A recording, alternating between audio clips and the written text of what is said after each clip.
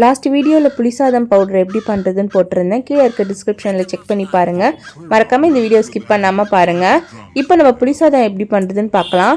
கடாயில் நல்லெண்ணெய் சேர்த்துட்டு கடலைப்பருப்பு, உளுத்தம் பருப்பு, கடுகு, 5 காஞ்ச மிளகா பொடியை நறுக்கி சேர்த்துக்கலாம். கொஞ்சம் நிறைய கருவேப்பிலை சேர்த்துக்கோங்க, அப்போ தான் புளிசாதத்து ஃப்ளேவர் சூப்பராக இருக்கும். 1/2 ஸ்பூன் மஞ்சத்தூள் சேர்த்துக்கலாம். இதை நல்லா மிக்ஸ் பண்ணிக்கோங்க. இப்போ நம்ம புளி பேஸ்ட் சேர்த்துக்கலாம்.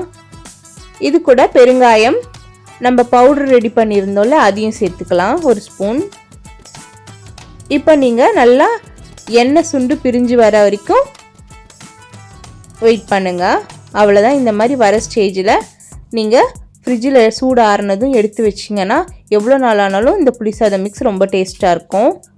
நான் கொஞ்சமாக புளிசாதம் ரைஸில் போட்டு மிக்ஸ் பண்ணி காட்டுறேன். தேவையான அளவு உப்பு போட்டு நல்லா மிக்ஸ் பண்ணி எடுத்துக்கோங்க. சூப்பரான புளிசாதம் ரெடி. நீங்களும் ட்ரை பண்ணி பாருங்கள். இந்த வீடியோ பிடிச்சுன்னா லைக், ஷேர், சப்ஸ்கிரைப் பண்ணிவிடுங்க.